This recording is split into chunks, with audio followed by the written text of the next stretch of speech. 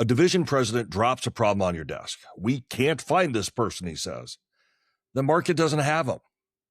Well, you can go on and run the search that he ordered, or you can do the one thing that turns you from the person who fills his recs into the person that he calls first. Most HR leaders never even see the choice. And in the next 15 minutes, I'll make sure that you do.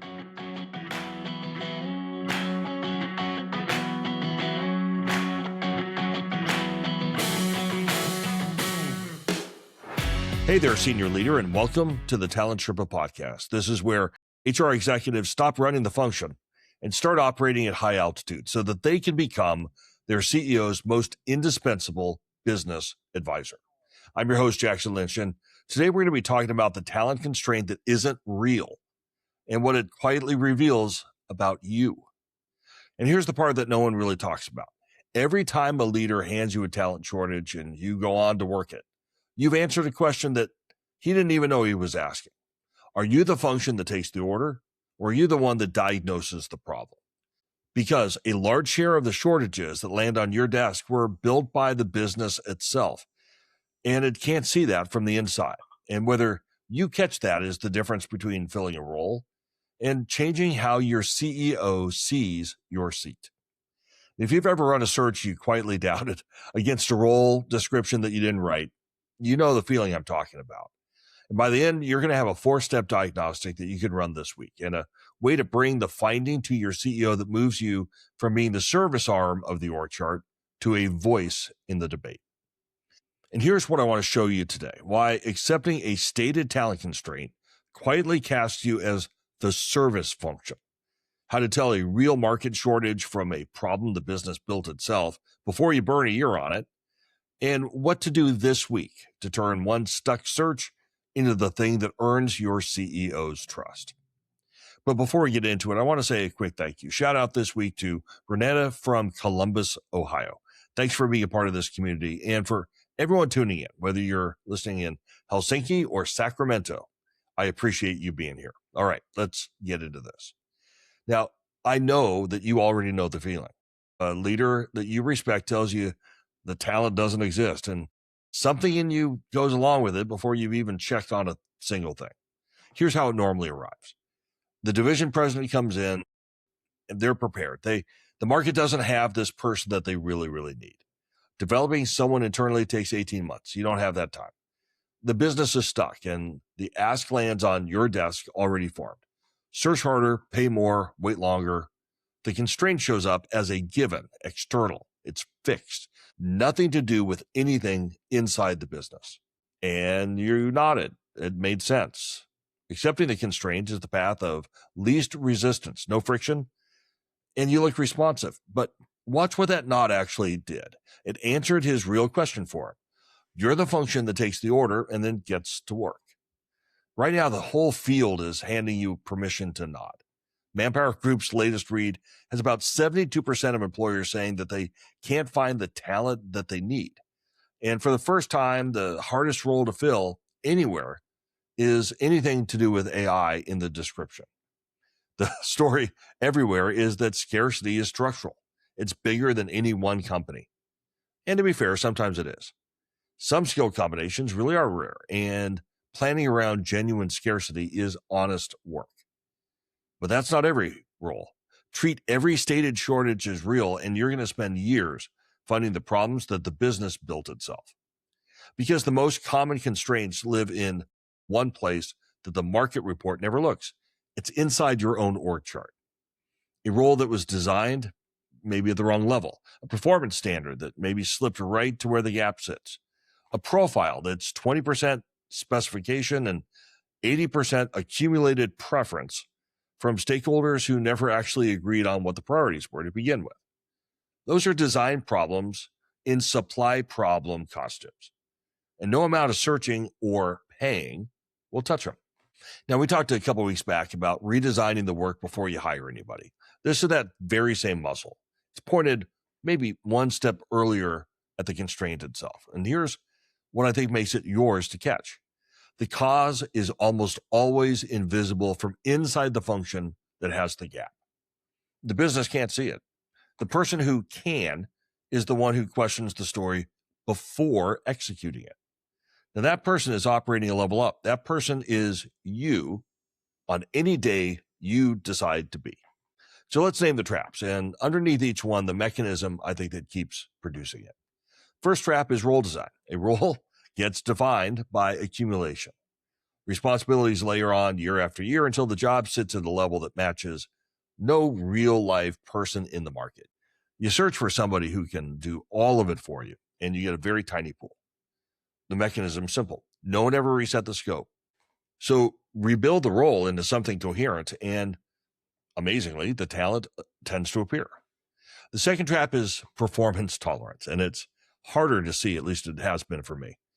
When an organization accepts underperformance in a critical seat long enough, it decides the bar can't be met at all, because otherwise we would have met it. But what really happened is the role adapted around the person. The team redistributed the work. Adjacent roles absorbed scope. Expectations compressed to fit what the incumbent could actually deliver. And then when they leave and the gap opens up, it's like the distance between the shrunken role and the one the business actually needs. That gap was built in-house. Now, notice that that's the same force that produced the first trap. Both are the organization quietly shaping a role around the person in the seat, when the work should have set the shape to begin with. And here's the third trap. It's altitude. And it looks the most legitimate of all of them. And look, the ask is for a senior director because that's what the comp band allows and the org chart recommends. The real need might be the VP level operator who can decide its scope without escalating everything. The requirement is accurate as far as that goes. The role was just never designed to attract the person who actually can solve the problem. And here's the question that cuts through all three. On your stuck search, what did that role require 5 years ago, and what does it require now? And are they the same? Because if the answer drifted down, the business quietly lowered the bar and called it a market. That's a decision, by the way, that you can reverse. So here's the shift. And honestly, it's less about the searches than about the seat that you're in today. We treat talent conversations and constraints as facts about the world. The market has this person or it doesn't. It's binary. But a constraint is really just a claim. And every claim that lands on your desk is an invitation to do one of two things. Accept it and go execute, or test it and find out what's actually true. So sit with that fork for a minute and figure out what it decides. You can accept the constraint, run the search, and you've defined your seat as the place where requests go to get filled. Test the constraint, find the problem the business couldn't see, bring it back with a fix, and you've defined your seat as the place the business goes to think. It's the same request. Two completely different jobs, and it's how you think about your response. Okay, so put these two leaders side by side. One is going to spend a lot of time sourcing against a role that no one ever validated and might not actually exist in the wild. The other one is going to be spending an afternoon really focused in on the job definition itself, and they're going to reopen the search in the morning. The CEO is going to see the first one as a cost. The CEO is going to see the second one as the reason the problems get solved. And that's architect work. It's not service delivery. And it's the difference between executing someone else's design and owning the conditions that produced the constraint. And by the way, it's one of the clearest places the top HR seat gets to prove that it belongs inside the business, embedded in how it actually runs. All right, the playbook. This is where we get practical. 3 moves that you can make this upcoming week. Play number 1. Challenge the framing without triggering a defense. And I know that's hard. When a leader says that the market doesn't have the person, don't hand back, I don't think this is really a supply problem. That makes the other person wrong and it buys you a fight. Don't do that. Say instead, walk me through what we've seen in the search so far. What profiles came through? Where did candidates fall short? And what does that tell us about the actual gap? Like that posture opens up the conversation. The other one closes it. Curiosity is the tool here, and it's sharper than it sounds. It is how you challenge the story without spending the relationship. Play 2 is you got to put the role definition on the table before you ask anyone to go look at talent. So The way I do that is I ask 3 questions. Who actually wrote it and when? How many stakeholders' requirements is it really carrying? And does the level of the role actually match the work? Most stalled searches, in my experience, they all trace back to that upfront definition. Requirements piled across levels, specs that no one reconciled, comp bands misaligned to the real scope. Resetting the definition and then relaunching, man, that beats sourcing against a profile that matches no real person. And number 3 is you got to run the supply check last. The reflex when someone says shortage is to go see what the market has. Do that only after you've really worked on the role definition, the tolerance audit, the level check. A supply check against a role that no one validated gives you the most expensive answer there is. It tells you a constraint is real when you built the constraint yourself. Correct the definition first, then go look at the market.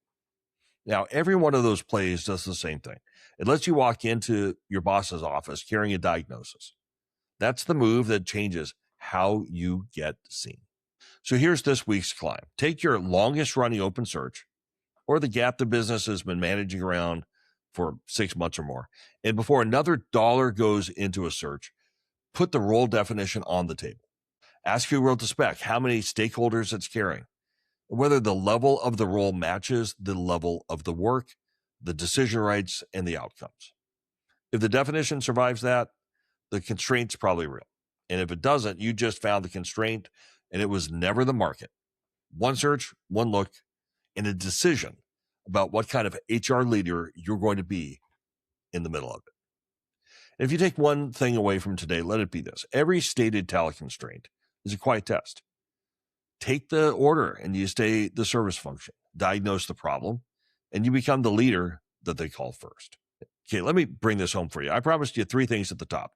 Why accepting a stated constraint quietly casts you as the service function. How to tell a real shortage from a problem the business built itself. And what to do this week to turn one stuck search into a thing that earns you, the CEO, and the business's trust. That's the whole move. The diagnostic is cheap. The seat it earns you is not. And one more thing before I let you go. One thing. Whatever you're wrestling with right now, you don't have to do it alone. Come spend 30 minutes with me, bring a real problem. We'll get to the bottom of it and try to find your next step together. It's free to just talk it through. Links in the show notes. And I really hope that you reach out. And that's the summit for today. And I want to thank you for climbing with me, for being a part of a community of HR leaders who refuse to just run the function, who are here to operate at altitude and to become their CEO's most indispensable business advisor. Till next time, keep raising the bar, keep testing the constraint before you fund it, and keep on climbing.